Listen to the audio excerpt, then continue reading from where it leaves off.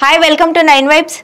తాజా రాజకీయాలపై మనతో మాట్లాడడానికి విజ్డమ్ చౌదరి గారు మనతో ఉన్నారు. ఆయన మాటల్లోనే మరిన్ని వివరాలు అడిగి తెలుసుకుందాం. నమస్కారం సార్. సార్, ఇప్పుడు రఘురామకృష్ణరాజు గారు వైసీపీ రాజీనామా చేశారు. సో టీడీపీకైనా జనసేనకైనా వచ్చే అవకాశం ఏమైనా ఉందా? నాకున్న అవగాహన చెప్తానండి.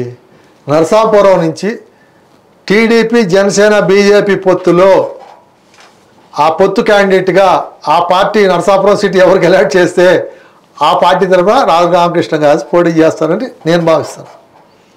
నరసాపురం సీటు జనసేన అయినా టీడీపీ అయినా బీజేపీ అయినా ఫస్ట్ ఆయన బీజేపీ కనుక ఎలియన్స్ వచ్చినట్టయితే బీజేపీ క్యాండిడేట్కి నిలబడతాడు నరసాపురం నుంచి. ఆయన లేదు జనసేనకి వెళ్తే కనుక జనసేన తరపున నిలబడతాడు, టీడీపీకి అయితే టీడీపీ తరపున నిలబడతాడు. ఆయన వైసీపీకి ప్రత్యర్థిగా నిలబడతాడు.